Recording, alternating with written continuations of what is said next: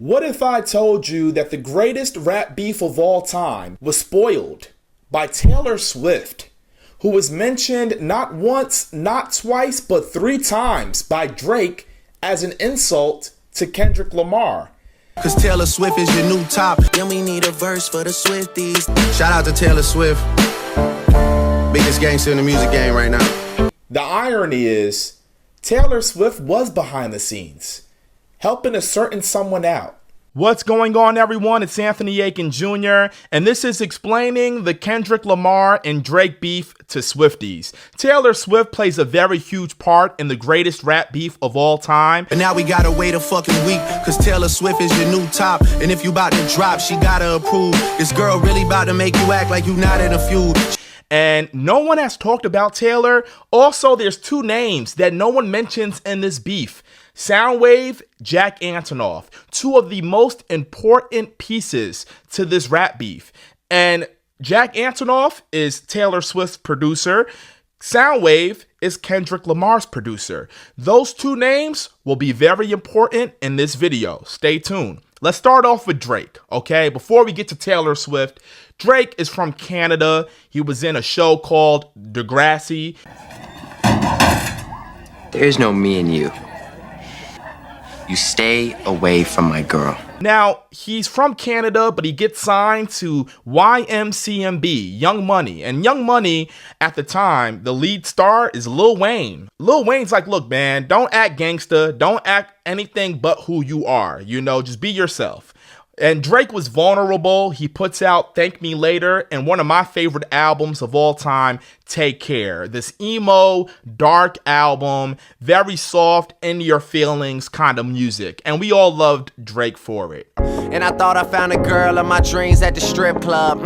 Fuck it, I was wrong though. Insert Kendrick Lamar. Kendrick Lamar had a little bit of a different upbringing. He's from Compton, California, and he signed under Black Hippie and Top Dog Entertainment. But it took him a while to be this big star that we know now, right? High tolerance when your age don't exist, like whoa, whoa. Drake calls up Kendrick and is like, yo, I want to take you on tour. I think you're really talented. Kendrick's like, sure thing. And these 2 become great industry friends. This is my brother Kendrick Lamar.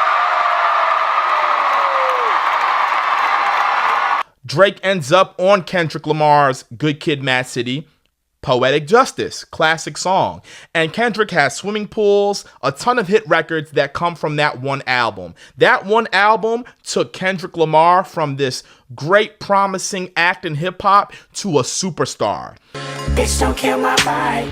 Bitch, don't kill my vibe. Move for the liquor, I'ma dive in it. Frank, turn to a million, then we all rich. That's just how I feel. Be the last one out to get this dough. No way. Now, the thing is, Kendrick Lamar puts out this album in October of 2012. He just so happens to put out this album the same exact day as Taylor Swift. Okay? Taylor Swift puts out Red.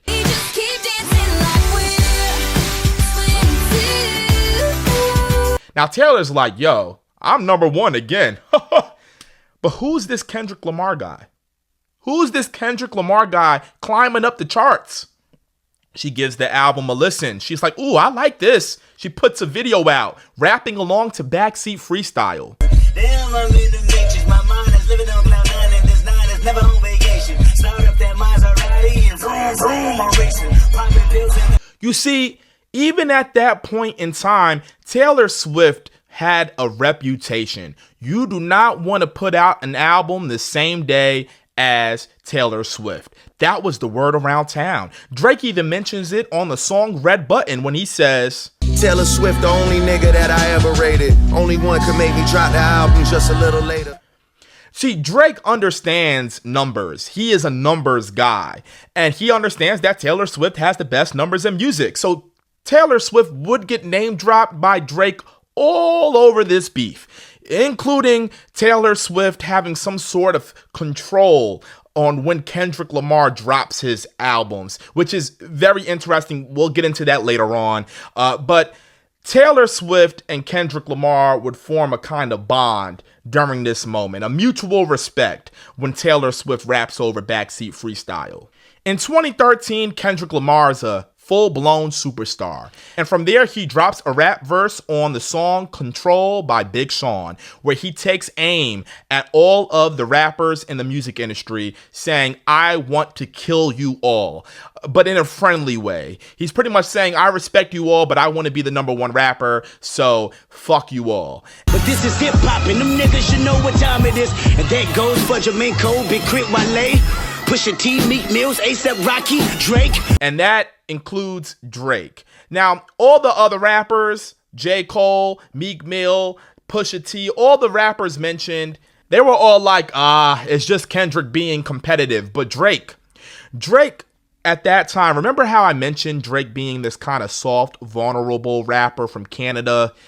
And he put it in his music. Well, during that time, 2013, Drake was tired of being labeled soft. He was tired of all the jokes that came with it. So in 2013, Drake took on more of a confident persona. He was trying to get more bold with his music. And he puts out one of his best albums, Nothing Was the Same. The only thing is, his Nothing Was the Same album rollout was getting overshadowed by this verse from Kendrick Lamar. And see, Drake wasn't having it. Drake took that verse very personal. And he was like, look, if you're going to say fuck me on the record, well, you know what? Let it be smoke then. Let's actually go to war. It was one of those things, it's like, I almost wish he had come in there on that shit because I kind of lost like a little respect for the sentiment of the verse. If it's really fuck everybody, then it needs to be fuck everybody. It just can't be halfway for the sake of the people. When I went in and did the verse, I thought I was just having fun. And Kendrick Lamar couldn't understand why all these other rappers don't have a problem with it, but Drake seems to be so sensitive about it. So Drake and Kendrick Lamar don't like each other now. Eventually, Kendrick Lamar would respond to all of these interviews by putting out this verse during his hip-hop cypher. Yeah, and nothing been the same since they dropped Control and tucked the sense of the rapper back in his pajama clothes. Ha ha, joke's on you, high five, I'm bulletproof. After Nothing Was the Same, Drake was never the same. Drake was no longer the soft rapper. He became hip-hop's biggest star. I got rap niggas that I gotta act like I like, but my acting days are over, fuck them niggas for life. Yeah, I got enemies, got a lot of enemies. In 2015, If You're Reading This Is Too Late becomes one of the best trap albums ever, okay? And Drake was every bit of cocky, confident, rock star, hip-hop star. His chest was poked out, his muscles stronger than ever before. And eventually, he would go toe-to-toe with another rapper by the name of Meek Mill. I got the drink in me going back to back. Yeah, I'm going back to back. I don't want to hear about the Sever again. And he would win that rap beef with this song right here, Back to Back. Now, you can't tell Drake a goddamn thing. See, Drake at this point is unstoppable. No one can stop Drake. His confidence, his head, huge. He puts out What a Time to Be Alive with Future, one of the street rappers from Atlanta. Now, Drake has some street cred. You know, Drake is no longer the soft boy from Canada. Now, Kendrick Lamar took a completely different path with his music. Kendrick Lamar started experimenting with jazz, funk, blues. He puts out To Pimp a Butterfly, which is kind of like an alt hip-hop album. And he started tackling more deep issues in the black community, even putting out an anthem for a movement surrounding injustices going on in the black community as well. We gon' be alright, nigga, we gon' be alright. We gon' be alright. Do you hear me? Do you feel me? We gon' be alright. The album was so important, he got invited to the White House. He became close with President Barack Obama, who eventually chose Kendrick Lamar over Drake in a rap beef. If Drake and Kendrick Lamar got in a rap battle, who do you think would win? Got to go with Kendrick. I'm just saying.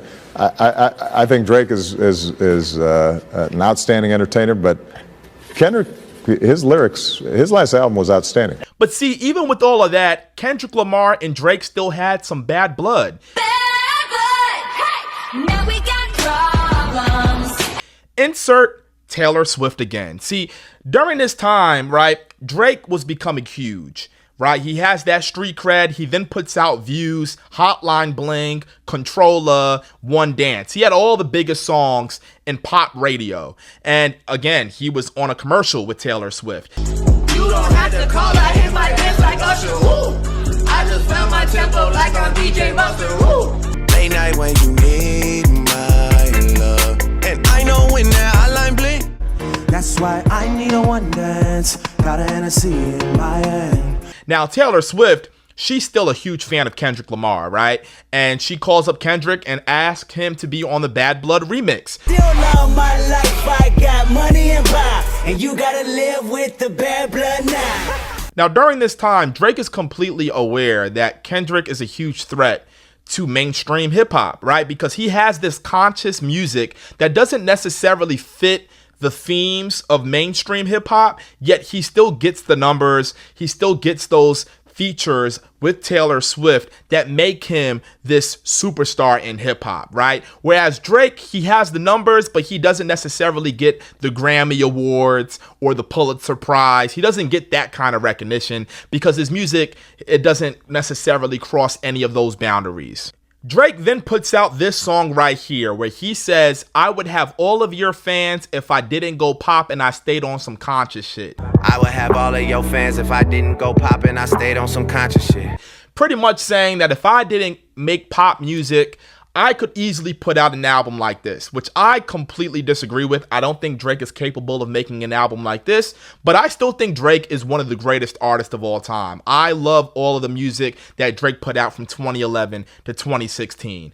But here's the thing.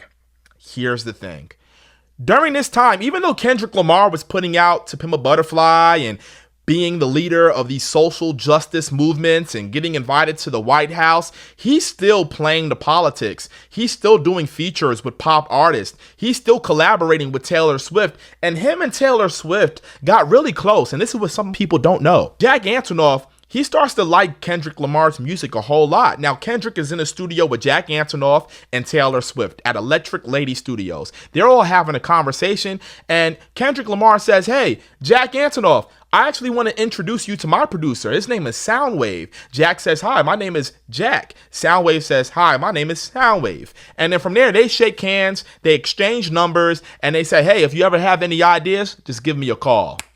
And then boom, there's a relationship right there. That relationship will bite Drake in the ass. Let's continue. Over the years, Kendrick and Drake would still throw some disses at each other, but as they got older, they kind of split apart, right? And eventually, Kendrick Lamar will put out Mr. Morale and the Big Steppers. Now, when you look at the credits for Mr. Morale and the Big Steppers, you'll see the name Soundwave all over it. You'll also hear this voice right here. I hope you find some peace of mind in this lifetime. All over the album. That voice is Sam Dew. Now, you might be wondering, why is Sam Dew so important in all of this? Well, this voice is very familiar to Taylor Swift fans because if you listen to this song right here,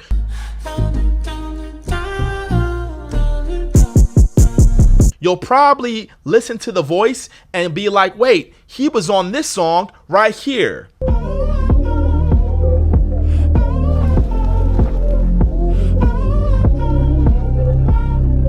Yes, that's Lavender Haze by Taylor Swift. Now, when you listen to Lavender Haze from Midnights and look at the credits, you'll see not only is Sam Dew credited, but Soundwave is credited. And from that point on, Taylor Swift, Kendrick Lamar, Soundwave, and Jack Antonoff have a nice circle of music going on, right? It's also important to note that Sam Dew, Soundwave, and Jack Antonoff have formed a group that they call Red Hearse. Feels like I'm coming up on a perfect moment. Take a moment, but you don't, 'cause you don't want it. Insert the beef. So Drake puts out For All the Dogs. There's a record on it called First Person Shooter. And on that record is J. Cole. J. Cole is the other member of the big three, right? The big three of hip hop has always been Kendrick Lamar, Drake, and J. Cole. Those are the biggest three artists in mainstream hip hop over the last 15 years. Now, Drake and J. Cole were in the studio. J. Cole's like, yo, we should put Kendrick on this record. You know, this would be really awesome for our fans to celebrate, you know, these 15 years we've been in hip hop. Drake is like, I guess, you know, because Drake really doesn't like Kendrick Lamar like that. But they give Kendrick a call. Kendrick gets this feature request, and he answers and is like, oh, wow, this is surprising. I didn't expect this. To make a long story short, Kendrick is like, hell no, okay? I do not want to be on a record with Drake. You've been talking all this shit over the last 10 years, and you want me to be on a song with you right now? Please. Drake, he's in his feelings. So during First Person Shooter, J. Cole and Drake have this bromance, and they're pretty much like, yo, we're the best rappers. And they pretty much leave Kendrick Lamar out, you know, because he didn't want to be on the record to begin with. Kendrick Lamar feels a certain type of way because they mention his name, they mention the big three, but J. Cole says, I'm the Muhammad Ali, I'm the greatest of the three, and Drake says, I'm not even going to mention Kendrick Lamar, it's just me and J. Cole. Is it K-Dot, is it Aubrey or me? We the big three like we started a league, but right now I feel like Muhammad Ali. It's just you and Cole, biggest what? Kendrick Lamar feels a certain type of way, so he gets on Future's album, and he has this verse right here. And on this verse, he pretty much says, motherfuck the big three, it's just big me. Fuck Drake, fuck J. Cole. Motherfuck the big three. Nigga, it's just big me. Nigga, bum. All right. J. Cole feels a way about that. He drops a diss track back at Kendrick. But he didn't really mean it, so he ends up apologizing. How many people think Kendrick Lamar is one of the greatest motherfuckers to ever touch a fucking microphone? To make a long story short, Drake has pissed off just about every rapper in the industry. He's sleeping with other rappers' girlfriends. He has beef with basketball players. He has beef with Serena Williams. Drake has beef with everybody. He's just rubbing everyone the wrong way. Kendrick Lamar is like, yo, I'm going to beat his ass on behalf of everyone else. All right, so he takes on that task, and he's ready for all the smoke. Now, during this time, a lot of musicians are putting out music, right? You have Beyonce, you have Dua Lipa, Billie Eilish, Taylor Swift. You have all these artists gearing up to put out their albums. Now, Drake at this time, he's tired. The reason why he's tired, he just put out an album. He just went on a world tour. He wants to relax. He does not want to be in the recording studio putting out diss tracks. So he's pretty much begging to get this over with. He's like, yo, Kendrick, please just release your diss tracks. Let's get this over with now. But see, Kendrick Lamar is taking his sweet time, and it's annoying Drake. Another reason why it's annoying Drake, Drake pretty much promised Camila Cabello. He's like, Camila, I have these 2 songs you could put on your album, and you'll go #1 with these songs. With this rap beef, he had to call Camila, and he's like, look, Camila, you know that album you have? You can't put it out. She's like, why can't I put out the album? He's like, I got to do a rap beef with Kendrick Lamar. You can't put out these songs until the rap beef is over. Camila's like, oh my God, okay. So Drake is really begging Kendrick to just put out his diss track so this can get done with.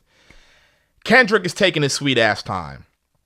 Drake is trolling Kendrick. He's pretty much saying like, yo, what's taking this dude so long? So Drake puts out Push-Ups. And we need a verse for the Swifties. Top say drop, you better drop and give them 50. Pip squeak, pipe down. You ain't in no big three. Scissor got you wiped down. And on this record, he pretty much says the reason why Kendrick Lamar hasn't put out any songs is because of Taylor Swift. Now we gotta wait a fucking week, cause Taylor Swift is your new top. And if you about to drop, she gotta approve. This girl really about to make you act like you not in a feud. She tailor-made your schedule with Ant, you out of the loop. Shout out to Taylor Swift. Biggest gangster in the music game right now. You know, I moved my album when she dropped, I said that already. You know, she about to do a Millie Rock on your head top. She got the whole PG Lang on mute like that Beyonce challenge. Y'all boys quiet for the weekend. Like. Now, the truth is, Taylor Swift is going to go #1 whether the beef happens or not. Taylor does not give a damn about this rap beef. But Drake has this weird obsession with Taylor Swift, and he truly believes that Taylor Swift is controlling Kendrick Lamar's release dates for his diss tracks. I don't know why, he just feels that way. Kendrick Lamar eventually puts out Euphoria, where he completely decimates Drake. Let me say I'm the biggest hater. I hate the way that you walk, the way that you talk. After Euphoria, he puts out 616 in LA, and that's where Taylor Swift comes into play, right? So, in response to Taylor Made Freestyle, Kendrick puts out this beautiful song right here. Off-white sun seeker had the marina. Fuck a phantom, I like to buy yachts when I get the fever. Wine cooler spill on my white t-shirt, the sightseer. Trifecta, money, morals, and culture, that's my leisure. My visa, passport tatted, I should hub in a pizza. Lou Cali's dwellings in Brooklyn just to put me some pizza. Who can reach us? Only God can teleport this type of freedom. God, my confession is yours. But who am I if I don't go to war? There's opportunity when living with loss. Now, the key with this song, if you look at the producer credits, yes, Soundwave and Jack Antonoff. This one little narrative that Drake tries to run with about Taylor Swift controlling Kendrick Lamar and it backfiring by Taylor Swift's producer producing the track that absolutely kills you in this rap beef.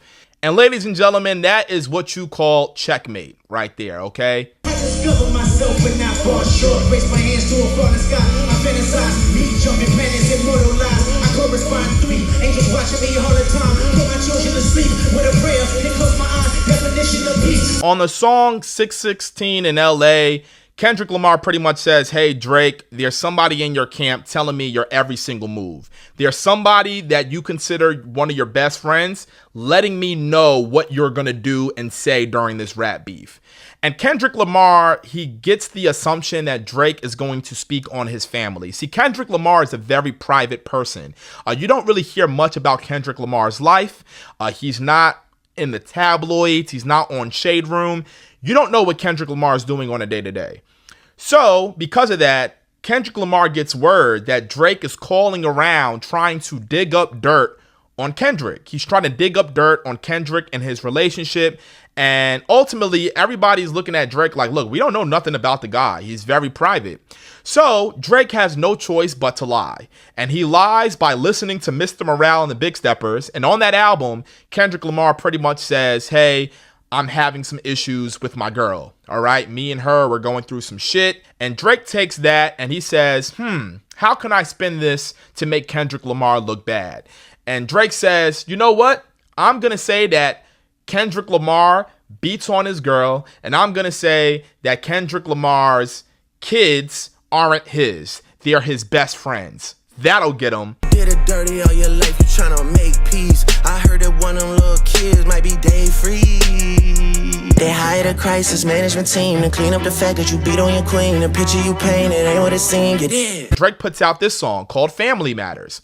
So Kendrick Lamar says, oh wow, he played right into my fingers. He's fabricating stories about me and my girl to make this seem like I'm some type of bad person. So I'm going to flip the script and I'm going to put out a song where I dissect his entire family.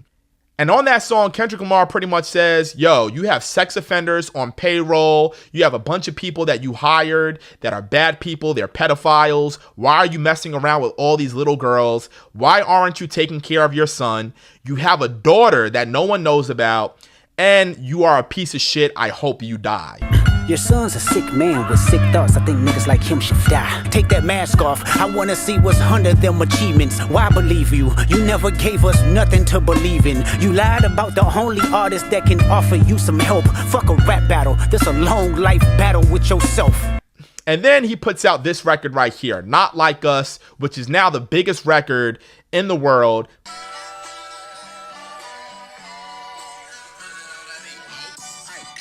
Mustard on a beat, ho, Debo, any rap nigga, he a free throw. Man down, call the ambulance, tell him breathe, bro. Nail a nigga to the cross, he walk around like Tizo. What's up with these jabroni ass niggas trying to see Compton? The industry can hate me, fuck them all and they mama. How many ops you really got? I mean, it's too many options. I'm finna fast on his body, I'm John Stockton. Beat your ass and hide the Bible if God watching. Sometimes you gotta pop out and show niggas. Certified boogeyman, I'm the one that up the skull with him. Walking down whole time, I know he got some hoe in him. Pole on him, extort shit, bully death throwing him. Say Drake, I hear you like I'm young. You better not ever go to cell block 1. To any bitch that talk to him and they in love, just make sure you hide your little sister from him. They tell me Chubb's the only one that gets your hand-me-down. And party at the party playing with his nose now. And Baka got a weird case. Why is he around? Certified lover boys, certified pedophiles. Wop. Dot fuck him up. Wop. I'ma do my stuff. Why you trolling like a bitch? Ain't you tired? Trying to strike a chord and it's probably a minor.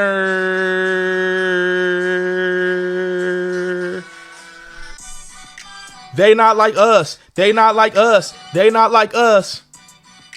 They not like us. They not like us. They not like us. And yeah, that's how Kendrick Lamar destroyed Drake in a rap battle, and that's how Taylor Swift played a slight role in all of it. I would say, to sum this up, the Kendrick Lamar and Taylor Swift connection is just a microcosm of why Drake ended up the way he looks right now in this rap beef. Drake tries to take this weird Taylor Swift narrative about her controlling Kendrick Lamar's releases, and it ends up backfiring on him because he doesn't know what he's talking about. He's just grasping on to whatever he thinks sounds good and sounds like dirt, but there's no foundation with anything he says. And I think that one small piece is apparent in every single diss track, every single song that Drake put out, which is why Kendrick Lamar in Meet the Graham says, "Why believe you? You never gave us nothing to believe in." Zero credibility. Make sure you like, comment, subscribe. More coming soon. And as always with my channel, we end off with a hug. Bring it in. Off-white sun seeker had the marina. Fuck a phantom, I like to buy yachts when I get the fever. Wine cooler spill on my white t-shirt, the sightseer.